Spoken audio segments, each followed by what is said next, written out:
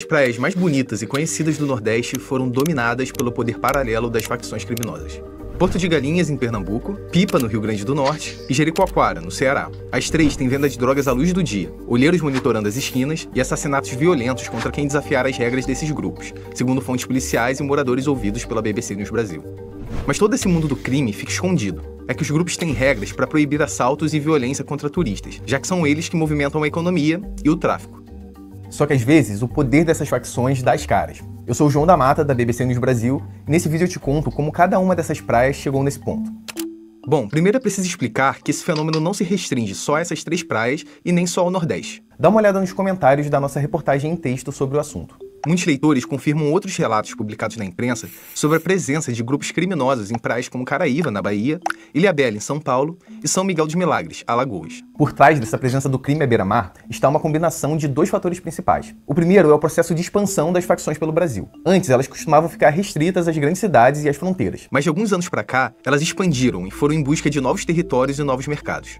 Um dos motivos citados por quem pesquisa o tema é a criação dos presídios federais. A primeira penitenciária federal no Brasil foi inaugurada no Paraná em março de 2006. Nesses presídios, criminosos de todo o país acabaram trocando experiências, contatos e fortalecendo redes criminosas. Somado a importância do networking. A isso, houve a mudança de lideranças do crime do Rio e de São Paulo para estados com menos repressão e força policial, como Ceará ou Rio Grande do Norte. Mas o segundo fator que faz essas vilas de praia serem tão atrativas é a alta circulação de dinheiro. Pipa, Jeri e Porto de Galinhas concentram festas e turistas de alto poder aquisitivo. O promotor de justiça Leal dos Santos, de Ipojuca, cidade onde fica Porto de Galinhas, disse à BBC que, abre aspas, as facções encontraram, nesses destinos do Nordeste, uma alta concentração de renda, com turismo ligado a festas e uso recreativo de drogas o ano inteiro.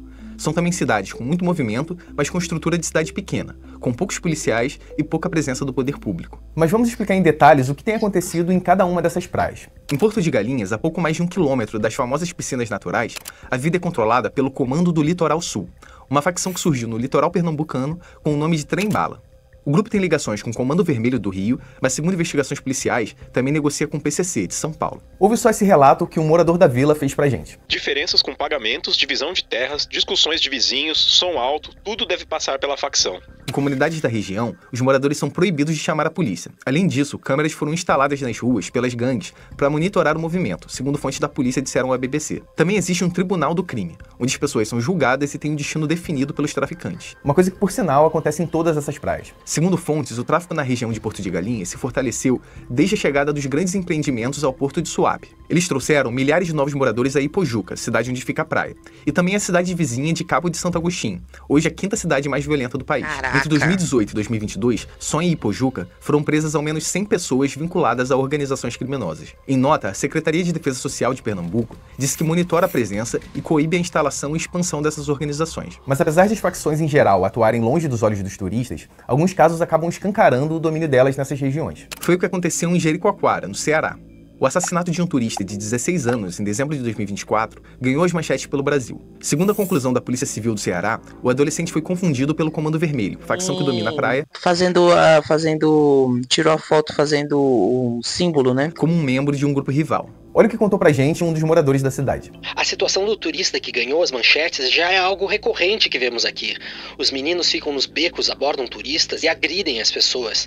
Teve caso de gente agredida só por olhar para eles, mas os casos são abafados. Depois da repercussão nacional, moradores dizem que a situação da praia foi, entre aspas, forçada a se acalmar novamente, com menos presença clara dos grupos nas ruas. A ideia seria não manchar a imagem da praia. O Comando Vermelho, originário do Rio de Janeiro, se expandiu para a região ainda em 2016, quando a cidade de Jijoca de Jericoacoara atingiu um pico no número de assassinatos. Mas hoje, a dominância da facção na praia faz com que não haja disputa de território ali. É um cenário diferente do Ceará como um todo. O estado vive hoje uma disputa de facções e é um dos mais violentos do país. A cidade cearense de Maranguape, na Grande Fortaleza, é a que tem a maior taxa de assassinatos do Brasil. Pesquisadores dizem...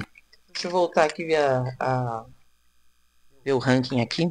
A cidade cearense de Maranguape, na Grande Fortaleza, é a que tem Maranguape, Jequié, nossa, meu primo mora em Jequié, Juazeiro, Camaçari, Cabo de Santo Agostinho, São Lourenço da Mata, Simões Filho, Calcaia, Maracanaú e Feira de Santana. Tem a maior taxa de assassinatos do Brasil. Pesquisadores dizem que o estado se tornou atrativo para os grupos criminosos pela proximidade geográfica com os Estados Unidos e Europa, o que reduziria os custos de transporte das drogas. Em fevereiro, por exemplo, a Receita Federal apreendeu 550 quilos de cocaína em operações nos portos de Pecém e Mucuripe. A BBC News Brasil tentou contato com o governo do Ceará, mas não obteve resposta. Já em Pipa, no Rio Grande do Norte, um triplo homicídio na rua principal da vila causou pavor entre moradores e turistas em dezembro do ano passado. Os crimes, na esquina da delegacia da vila, teriam sido motivados por uma briga entre facções rivais. Antigamente, a gente sentia que a facção protegia a vida dos moradores aqui, mas quando começa a disputa entre eles, tudo fica mais tenso. Hoje, a maior facção do Rio Grande do Norte é o Sindicato do Crime, que, como uma fonte da polícia disse à BBC, teria cerca de 20 mil filiados. O grupo surgiu dentro do presídio de Alcaçuz, na Grande Natal, em 2013. Poucos anos depois, haveria... Alcaçuz é aquele massacre que teve, que eles se decapitaram, né? Colocaram... Nossa, um bagulho muito louco, uma chacina muito feia. Um massacre com 27 mortos e um confronto do Sindicato do Crime com o PCC. Entre os fundadores do Sindicato do Crime estão nativos da região de Tibau do Sul, onde fica Pipa, o que fez com que a conquista da praia tivesse uma força simbólica para o grupo. Fontes policiais no estado dizem que o Sindicato do Crime é altamente organizado, com escala de trabalho, divisões de tarefas e pagamento de salário. A BBC News Brasil teve acesso ao Estatuto de Fundação do Sindicato do Crime, um documento com 21 artigos. O grupo estabelece um código de conduta rígido para os membros, com proibições de agressões, traições e até uso de crack e do medicamento Rivotril. O remédio só é liberado por membros que tenham receita médica. Pesquisadores dizem que o Rio Grande do Norte é estratégico porque tem fiscalização fraca nos portos e pouca inteligência policial, e que o estado está ao lado do Ceará, outro ponto importante, além de ser o mais próximo da Europa. Só em 2024, a polícia prendeu 97 pessoas em operações contra o grupo na região de Pipa. Em nota, a Polícia Civil do Rio Grande do Norte disse que tem focado no combate a organizações criminosas, o que tem contribuído para a redução dos homicídios na região. Hoje eu fico por aqui, mas você pode ler a reportagem completa em bbcbrasil.com. Até a próxima. Se vocês gostaram desse tema, deixem aí nos comentários e a gente volta mais tarde com outras notícias. Valeu!